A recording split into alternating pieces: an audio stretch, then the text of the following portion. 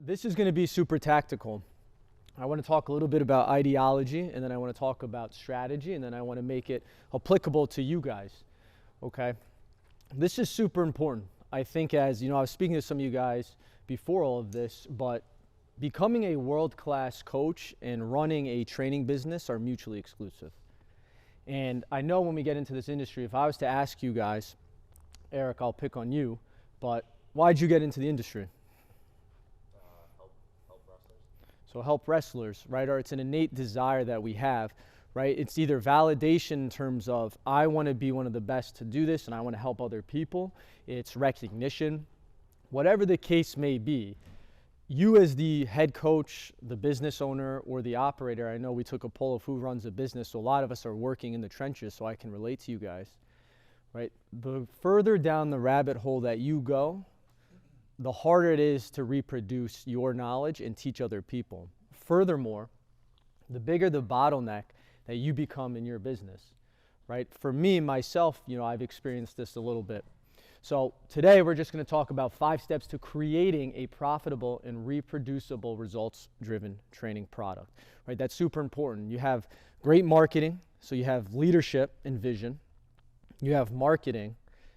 Training and the product is in the middle, and that lays up to the sales, and is just one continuous thing that keeps going. So we are the middlemen to ensure that the training that we sell, this is the commodity, the service that our businesses are built on. And so I want to teach you guys, I love whiteboards, Joe and I love whiteboards, but don't spend time here first. Let's just talk about this a little bit, and then I want to actually break down what you guys can do and things you can take with you literally tomorrow, Monday, so forth. So like I said, right, there's a saying, the cobbler's kids have no shoes.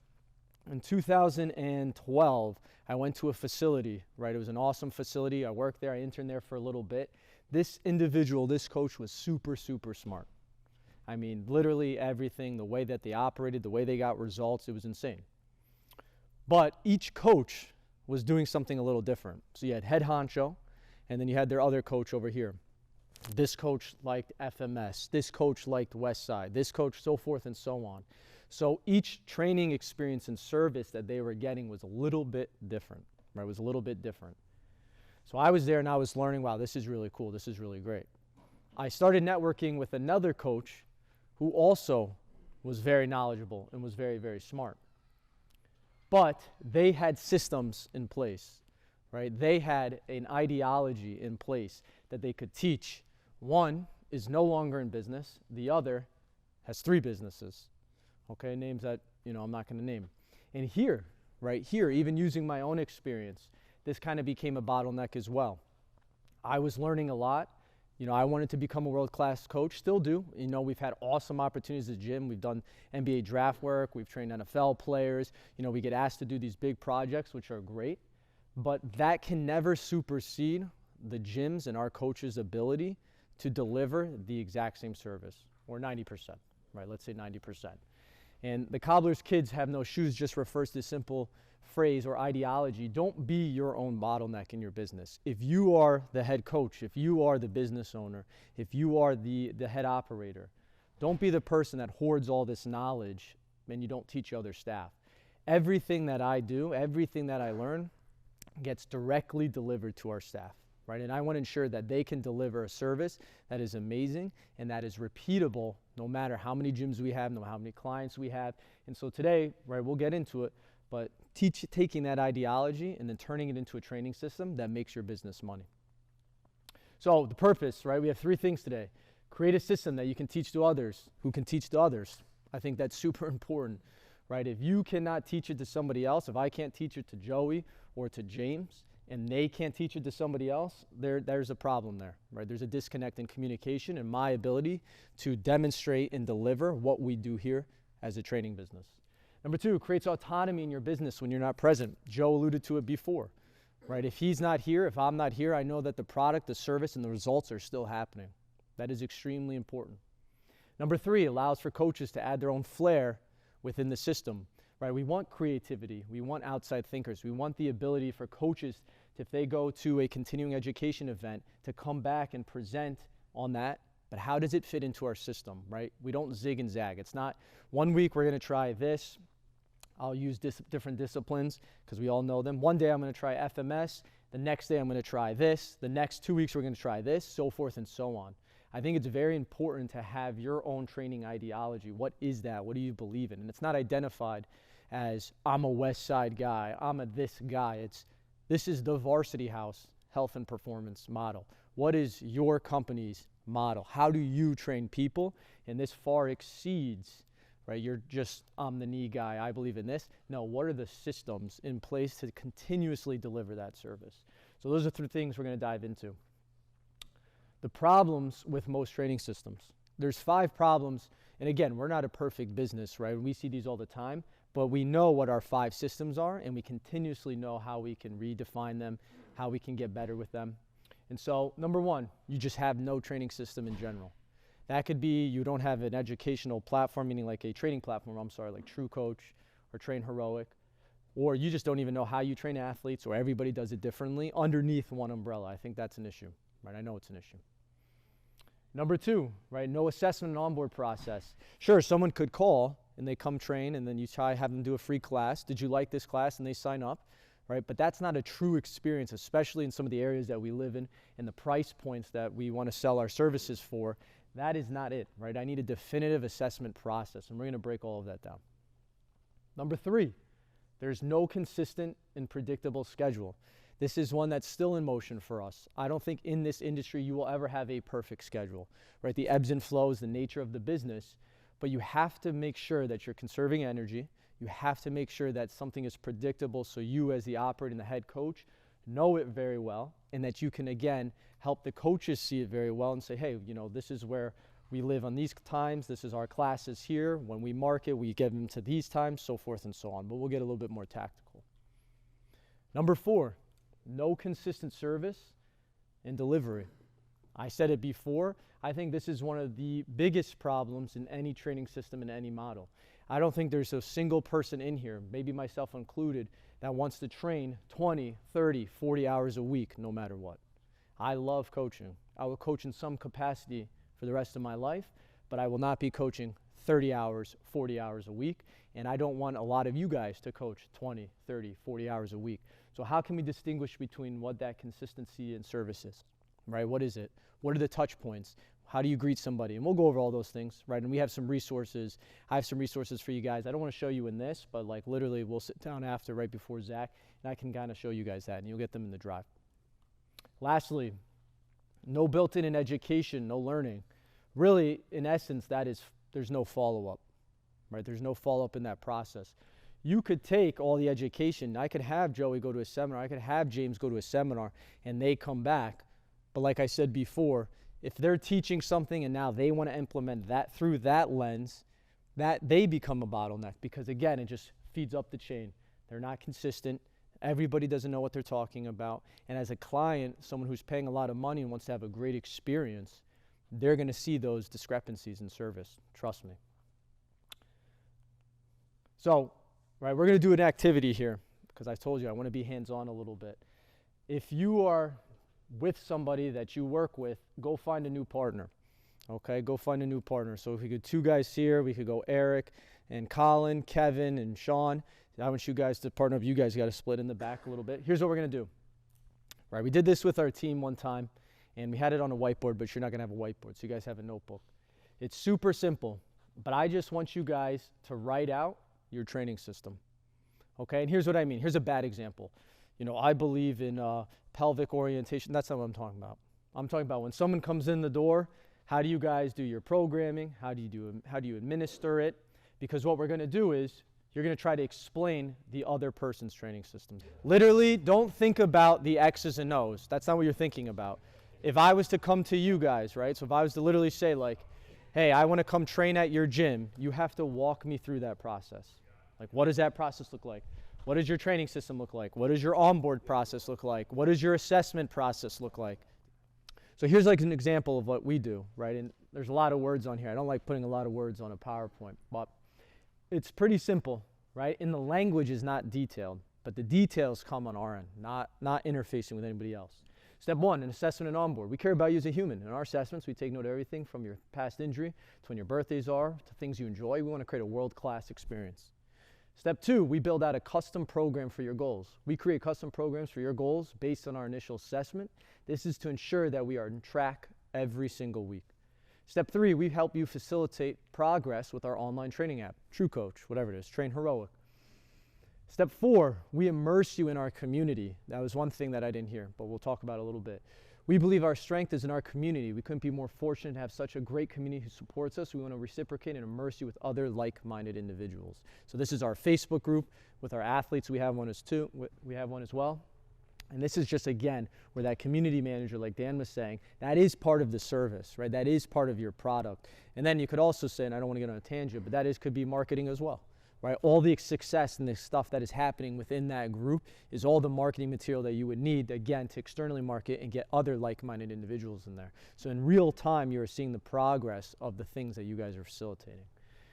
Step 5, deliver world-class coaching and culture. This is the hardest, right? Everybody says they're world-class. We want to be recognized as world leaders, but that is the consistent day after day. It's a common theme that Joe, Dan, and myself have said. That is a consistent theme of just what is that? How do you actually define that? And we will a little bit, right? Because you could say I'm a world-class coach, meaning, oh, I have all this knowledge, right? I know data. I could help fix your pain. I know the best assessments. I do table tests. All that means to me is that you're just a great technician. Being a great technician and being a great coach, again, are two separate things, right? But how do you combine the two to ensure that's the same for everyone? So does that make sense? I think for the most part, right? It's pretty easy, and I know we'll get into some tactical stuff. But fancy training, right? Fancy training fails and simplicity scales. I use this term a lot, and I think as coaches, we often think like, oh, our product is going to suffer, right? Like, oh, no, but you don't understand, like, I put so much time and effort into my education, like the product is going to suffer. That's just simply not true, right? That's not true in terms of how you coach it, how people deliver it, and ensuring that it is consistent over time. If you can't teach it, you don't know it. If you don't know it, you can't sell it, right?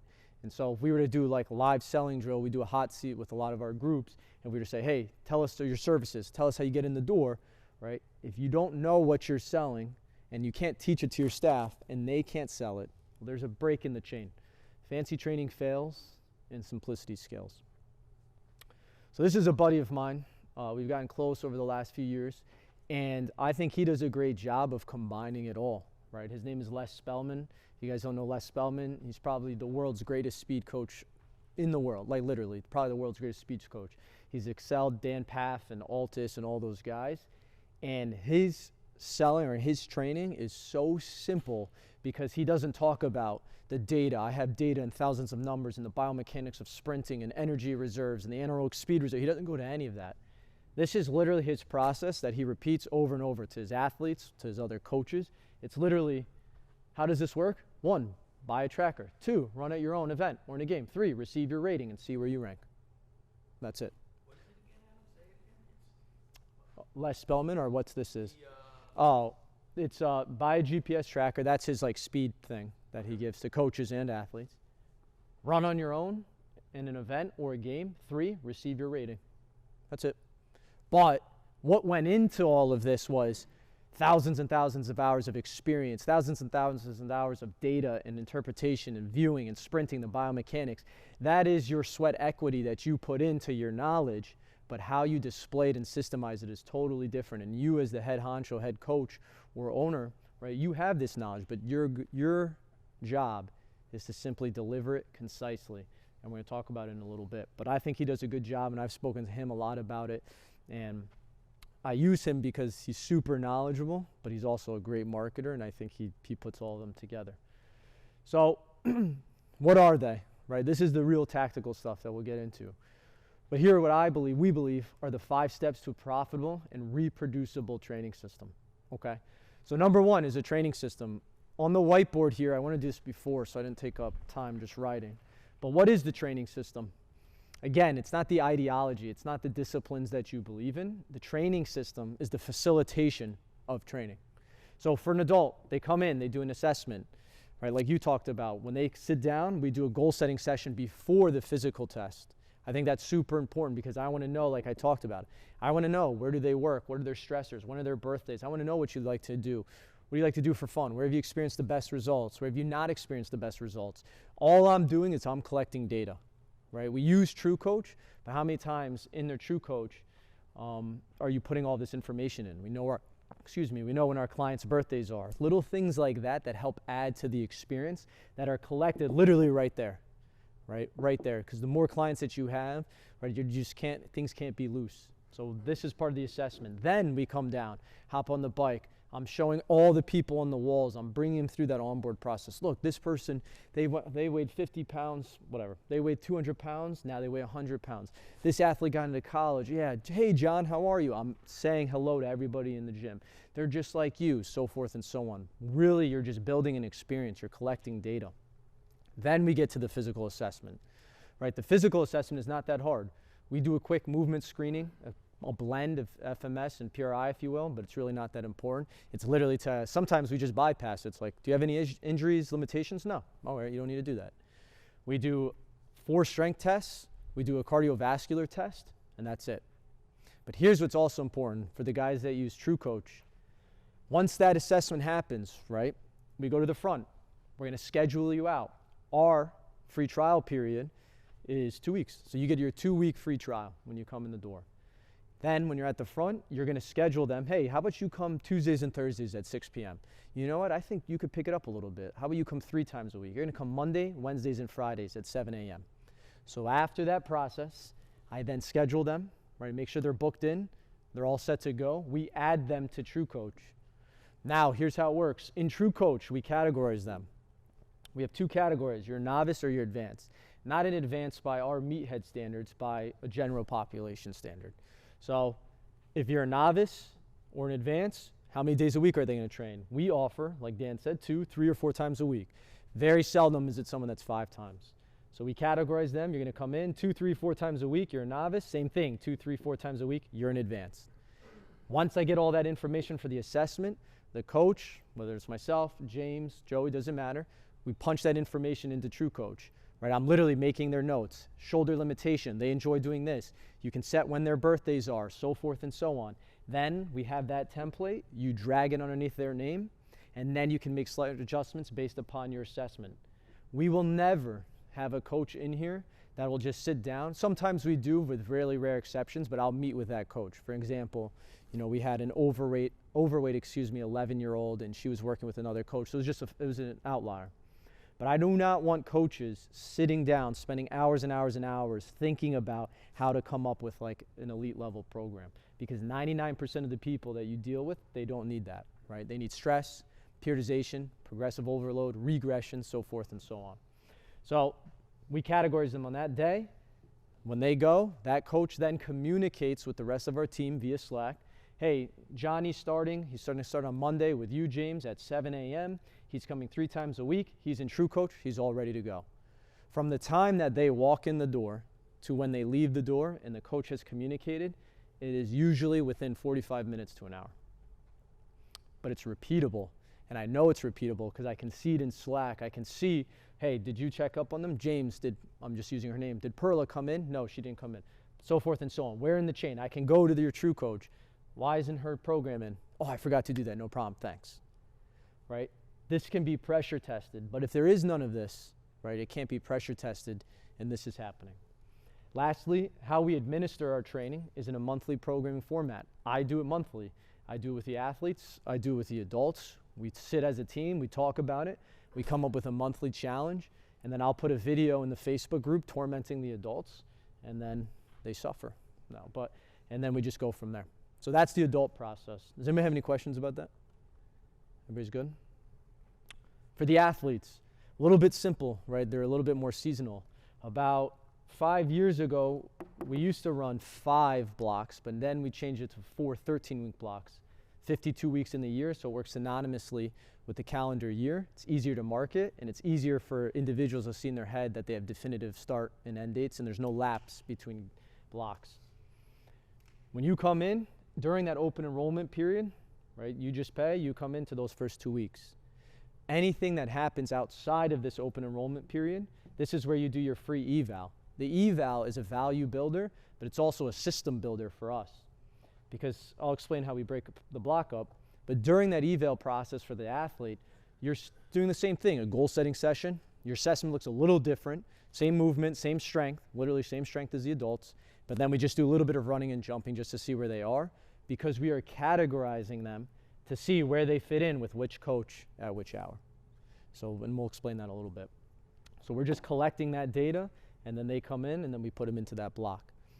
How we break up a 13-week block, weeks 1 and 2 is kind of your acclimation. This is open enrollment. I'm seeing how do these athletes move. As a coaching staff, we're like, okay, you're going to take these guys based on this ability, these guys based on this ability. Week 3, we do testing. Weeks 4 through 6, we're training. It's a new block. 7 through 9, new block. Weeks 10 and 11, new block. Week 13, we retest. We collect the data. We send out a report card, and that's it. That's simple, right? Again, like I said, how detailed you want to get it, how detailed you want to make it, you just have to teach it that much. If I want our coaches to know how to use resisted sleds and run with our data tracking stuff, I have to teach that. So this is so dependent on you and what you're willing to teach. The bigger and bigger we get, we want to ensure that we're delivering a good service, but that's repeatable no matter the coach that comes in. Does anybody have any questions about the athlete one? Everybody's good? So that's step 1, right? That's the training system. Notice how I didn't say anything about, like, you know, ideology or disciplines. You know, FMS, West Side, then we have squats, and then the chains, and then accommodating resistance. That's all in there, right? We have our own model, but this is a system that you guys can implement Monday. Not literally, but. Step number 2, right? So scheduling, the service and the pricing. More from less. That's been a big theme, obviously, over the last 2 years for us. But there's 3 key parts here. Number 1 is energy conservation. As a strength coach, as a fitness professional in this industry, you are serving all the time, right? Dealing with people, serving, dealing with people. And young coaches that are coming in, they're doing the same thing. We are trying to get more from less. So we have organized our schedule, and you know, if we want to go over this, I can talk to you guys after. But we're trying to organize our schedule where we can service more people, right, at a higher price point, but give them a better session. It's not you're coming in at 6, then you have your shift is till 11, then you take a break and you eat, then you have to stay here till 9 o'clock and you're doing every session on the hour, so forth and so on. It is very concise. We started implementing buffers. So for example, if a session starts at 6, the next one starts at 7:15. So that's that 15-minute buffer. The coach can go out, go to the bathroom, get a cup of coffee, come back, get ready for 8:30, and then we have 10 and so forth, right? So something to think about as it pertains to your business is how can I get more from less from a scheduling standpoint, where I can service the same amount of people, but I'm not spread out so thin, because then I have to account for more variables. Shift changing with coaches, yourself, right? If if you're married, you have a relationship, you don't want to be at the gym 60, 70 hours a week, right? We've all done that, or we're currently there. Number 2 is your price points, right? And we don't have to get too crazy into this, but I think the number 1 thing to say here is understanding that, you know, what do you guys serve in terms of, do you think you're worth that price? And raising prices and going over that stuff is something we'll talk about after. You can talk about Joe and Dan, but the pricing has to match the service. And if you guys implement something like this, then you know you're worth that price, right? And Dan talked a lot about that. Number 3, obviously this is a big one, kind of blend, they all blend together a little bit, but the schedule. Create a schedule. So example, in the afternoon, I know a lot of us work with athletes, we have a junior time slot, we have a high school girls time slot, we have a male high school time slot, and that's it. Mondays and Wednesdays, we have our high school girls in the morning, then we have a co-ed speed class, and then a high school co-ed PM time slot. That's it. Tuesdays and Thursdays, we have juniors, and then our speed, and that's it. And we've been able to service a lot of kids through those time slots without bleeding energy all over the place. You guys know how hard it is in this industry to go from a 3:30 junior class to a 4:45 high school boys class to a 5:30 female class to a 6:30 college class to a 7. That's just not sustainable, right? And talking about product, you know by 6:15, 7 o'clock, 8 o'clock that your service is going to go down a little bit. So the main message here is how can you get more from less to ensure that you're consistent with what you deliver and that your staff is consistent with what you deliver. The same thing applies to the adults, right? The same thing applies to the adults. Making sure that you're consistent and predictable with what times that they're coming in and that you can service them. Step number 3, we talked about this a little bit, but it's the onboard, right? Your onboard and training process. We kind of went into that a little bit, but there are 5 key points: your goal setting assessment, TC and schedule, true coach, train heroic. The follow-up, the communication on the coach's side. 4 is communicate with the team. And then 5, right? You know the sale is probably going to be higher if they had a great experience when they came in. So it is my job and it is your job to ensure that the service, everything in between is perfect. So when we lay it up to Coach Mike or whoever does the sales for you guys, probably you, that it's super easy because you can rely and you knew that you put your best foot forward. Same thing with the athletes. Number 4 and 5 here. So just creating consistent service and delivery. This is super important, right? This is something that we talked about before. You can be a world-class coach.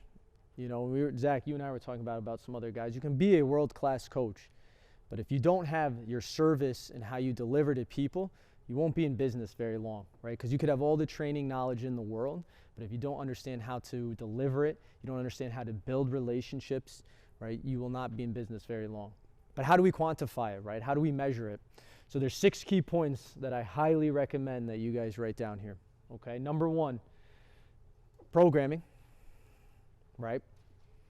That is, how is it being delivered? And like we talked about, novice, intermediate, advanced, 2, 3, 4 times a week.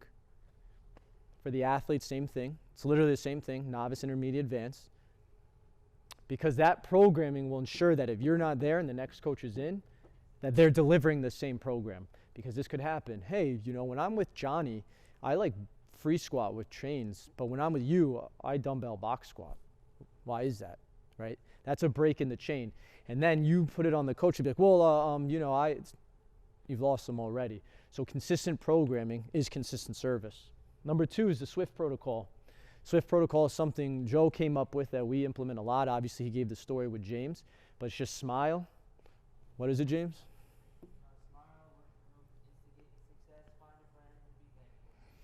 So, which is super important, right? In reality, that means being on the offense, always taking the initiative, always following up, always going to address someone. When they come in the gym, don't wait for them to get to you. That means you're always talking, taking notes, so forth and so on. Right? The training app, you have to have a training app. A notebook and paper is not scalable because I can't give it to somebody else and they can't see it. If I write all my secret sauce in the notebook, but then I'm not there, and then, you know, Coach Joe or Coach James have to fill in and I forgot my notebook, right? We're a little bit at odds. Now I'm texting last minute at 9 o'clock before I go on vacation what their programming is for the next day. And we've probably all been there. What do you guys use for that? True Coach. True Coach, yeah. But you can use Train Heroic. Yeah, you can use Train Heroic. But this centralizes a lot, right? This here centralizes a lot. Now everybody can see it. Everybody's in the loop. And we do this sometimes. I do this all the time. I might see somebody's True Coach, and I know that our clients look at it, and I'll go in and I might put 5,000 calories on the assault bike. And then I'll walk past them and I'll be like, hey, did you see you have 5,000 calories on the assault bike? They're like, what? Are you kidding me? And they're swiping through, right? Because I'm getting engagement on the app. But 2, right, I know that they're using it. And 3, it's just fun, right? You can house everything and you know where they are. I know if James has all his people logged in. I know if I have all my people, Simone, Mike, I can see it. I can measure it. Number 3, this is something that's super important. If you guys are even a small business, right, very small or not, if it's just you, appoint a head coach of that hour, right? Appoint a head coach of that hour. Meaning, who is the point man? Who is making eye contact with everybody in that session? I may have my guys in this first rack, and I have other few coaches working with those other athletes, but if weeks go by, or even adults go by, and I see these people every single hour, and I don't know their names, I don't know anything about them, that's an issue. Right, that's an issue. So I'm going by, hey Jen, how's this going? Okay, no problem. Hey, did you see that? Did your son do this? No problem, good job. And I'm just walking back and forth, right? I'm walking back and forth. And back to point number 2, if I know what's in their True Coach, I can literally go over, if I see somebody go off, I can literally go over, look at it real quick, no problem, and I can set them up, and I can help them. That is consistent service. But the reason why you want to appoint that head coach, it's not always you. You're not like the head coach of your business. Who's the head coach of that hour? Who's facilitating the floor? Who is making eye contact with every single person? Number 4, I talked about it a little bit before, but a community group, right? A community group. Facebook, Slack we've used for our athletes because it's kind of like texting, but a Facebook group. What better place to use, and I said it before, but what better place to use marketing than to really and legitimately document everything that is happening in your business. Hey, Tracy just hit a new PR guy, say what's up. Hey guys, you have Death Prowler Mountain, good luck, see you this time. And everybody's freaking out and messaging in the group. But you're building a community, right? You're building a community. It's very hard to leave this as a client. It is very hard to be like, wow, this person always addressed me. They always know my training. They always check in with me. They know my birthday. They know all these little things about me. And it's not by random. It's a system, right? It's a system. So how can you document it? The smaller you are, the more you have to start. If you do not do these things, you have to do these things. Because then the next place you go, you can teach it, right? You can teach it. So community group. Number 5, a 90-day client check-in. So for our athletes, it's built in, right? We have 4 13-week blocks. Week 3 we test. Week 13 we test. Sometimes week 12 we test, and week 13 we call it a hell week, but you get the gist. There's metrics, right? There's a report card. Hey, Sally, John improved so much this block. He improved overall by 17%. He was awesome this week. You mean to tell me that if Sally's not going to put little Johnny's thing on his fridge or their fridge, she's not going to leave it on the table, it's not going to be a point of talking in the household? With the adults, right? With the adults, 90 days, we'll go on the in-body, right? We use the in-body, but what are your metrics? They could be if you use True Coach, which you should be, that's how you check, right? Their sets, their volume, their reps, their exercises. It's like, John, 90 days ago, you were doing 0 push-ups. Today, you're doing 3 sets of 10. John, you were dumbbell benching 30 pounds for 10. Dude, you're benching 60 pounds for 10 now, bro. You look great. So forth and so on, right? But again, it's a follow-up. You have to build it in. You have to know, like, this person's been here. Let's check, right? It's just a point of contact. Number 6, marketing-ish, but it helps a lot, Athlete Adult of the Month. Acknowledging in your community who is the best performer. It's a talking point. Everybody cheers them on, right? And everybody wants to strive to be this athlete or adult of the month. So these are 6 things that shore up your service and delivery. There's so many more, right? There's so many more that you can do. But again, the more you have, the more you have to keep track of. In my mind, these are the 6 things that I'm trying to do every single week, every single month, every single year. Last one. All right, last one, and then we're done.